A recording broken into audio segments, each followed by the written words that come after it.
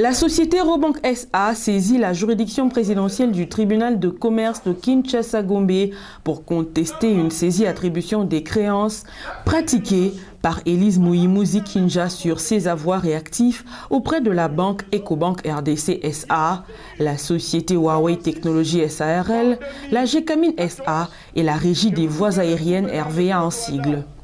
Les faits remontent au 25 et 28 août 2023.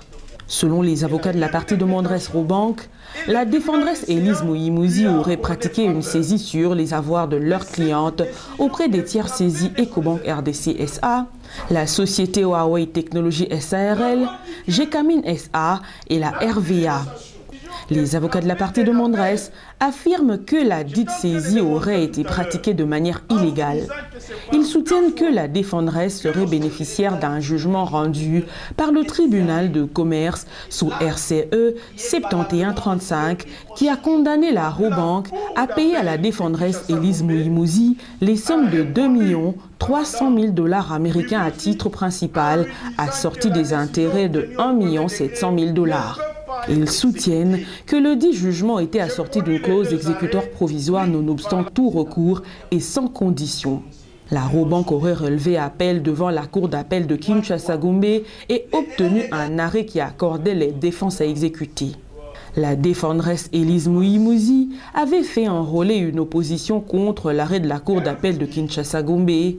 La cour avait rejeté la dite opposition. La défendresse aurait pratiqué la saisie malgré l'arrêt de la cour. Les avocats de la partie de Mondres affirment que la saisie opérée par la partie défendresse Elise Mouimouzi viole les dispositions de l'arrêt 046/2014 du Code OHADA. Ils demandent à la juridiction présidentielle du tribunal de commerce de la Gombe de dire la présente action recevable est fondée.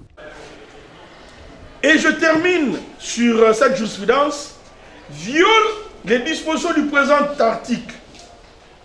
Madame Mouimouzi ou la cour d'appel qui exige que les frais et intérêts échus pour être pris en compte lors de la saisie fassent l'objet d'une taxation préalable. Les frais et intérêts échus et la provision pour les intérêts à échoir dans les délais d'un mois sont bien découlants des causes de la saisie, sans qu'il ne soit besoin d'un titre exécutoire pour leur insertion dans l'acte de saisie. C'est ce qu'a dit Mme Mouimouzi. Mais moi, le titre exécutoire ne m'a pas accordé ces sommes. Comment je veux les insérer? CCJA, Madame le Président, 3e chambre, arrêt numéro 084/2012 du 14 décembre 2012. En ce qui concerne les faits en droit, d'abord sur le plan de la forme, de la recevabilité de la présente action. La juridiction présidentielle de séance s'avisera que la Robank a versé dans le dossier ses statuts sociaux, lesquels sont non seulement notariés, mais aussi dûment publiés au journal officiel, les indications du journal officiel étant même données. Et bien plus, la Robank a obtenu son inscription au RCSM, de sorte que Madame le Président, en application des dispositions de l'article 98 de l'acte uniforme sur les sociétés commerciales et groupements d'intérêt économique, article 98 qui dit qu'une société commerciale revêt de la personnalité juridique à compter de son immatriculation au RCSM, la Robank étant régulièrement immatriculée au RCSM, il vous plaira donc sur le plan de l'existence juridique de considérer avec raison que la Robank existe juridiquement. Sur le plan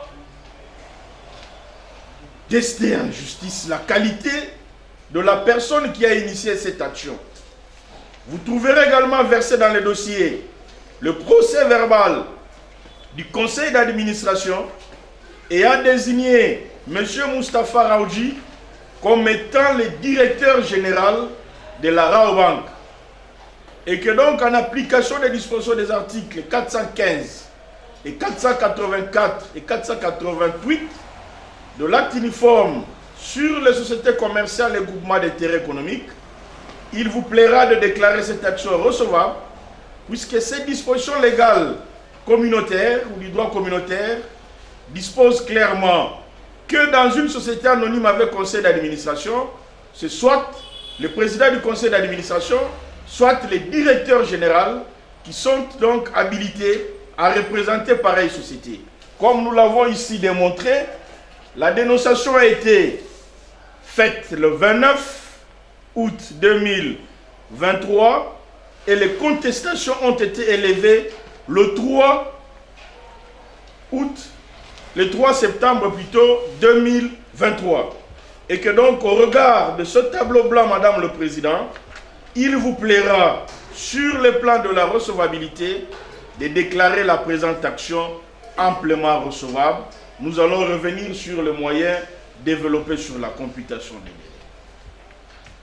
Sur le plan du fondement de l'action, Madame le Président, et de manière alternative, l'un à défaut de l'autre moyen, il vous plaira de dire cette action amplement fondée. Les avocats de la première défendresse, Élise Mouimouzi, affirment pour leur part que leur cliente était détentrice d'un titre exécutoire lorsqu'elle entamait l'exécution. Ils soutiennent que la demanderesse n'a pas respecté le délai prévu par la loi pour former contestation. Ils demandent à la juridiction présidentielle du Tricom Gombe de dire la présente action irrecevable.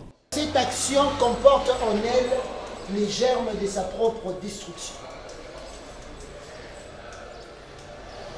Tenez, Madame le Président, j'aimerais vous dire ici le premier point que la Raobank ne vous a pas dit. La Raobank ne vous a pas dit que Madame Mouimouzi, lorsqu'elle procédait à l'exécution ou lorsqu'elle a entamé l'exécution, elle était détentrice d'un titre exécutoire. Mais quel titre se vérifie dans le jugement sous les RCE 71-59,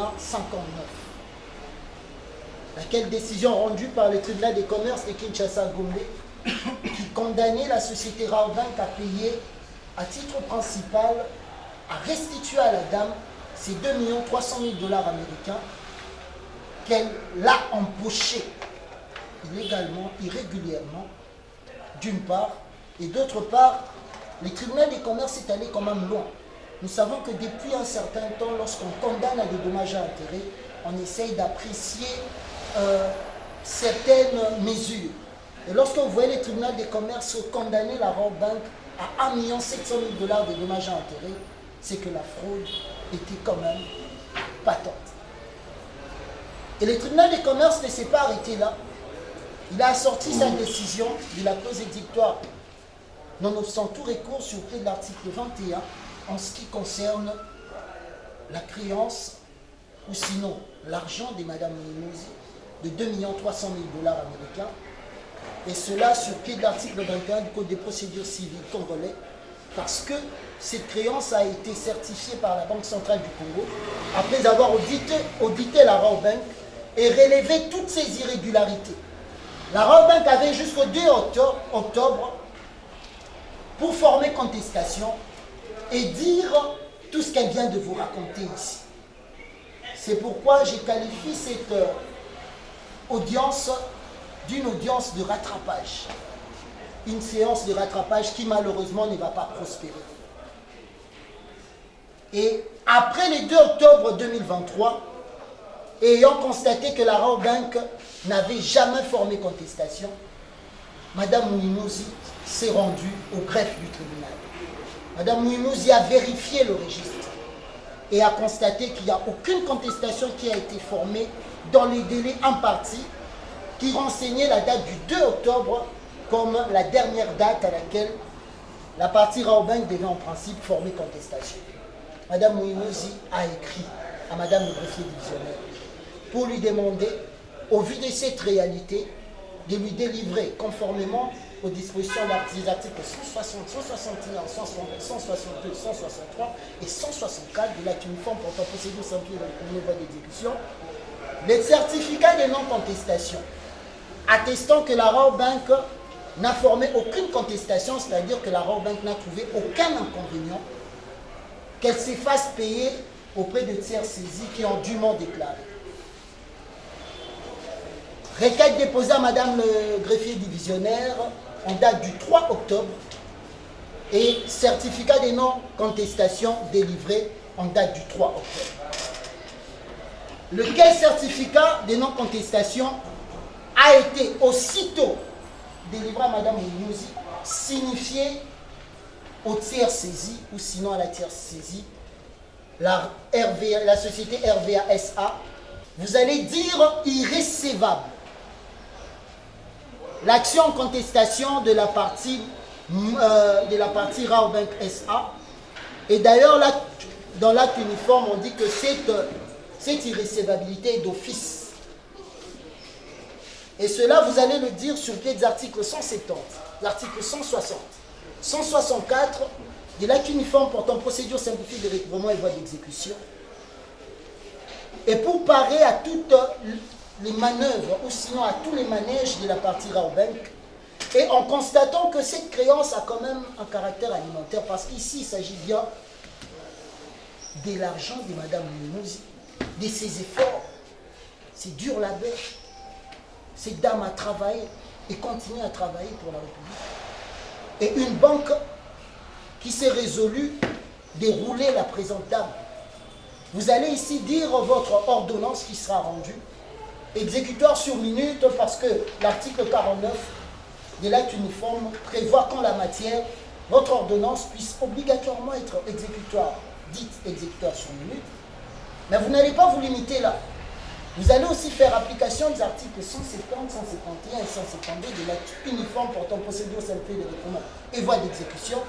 Les avocats des tiers saisis s'en remettent à la décision de la juridiction présidentielle. Tiers saisis, donc nous allons nous soumettre à la décision à intervenir. Après avoir entendu les parties, la juridiction présidentielle du tribunal de commerce de la Gombe clôt le débat et prend la cause en délibéré pour se prononcer dans le délai de la loi.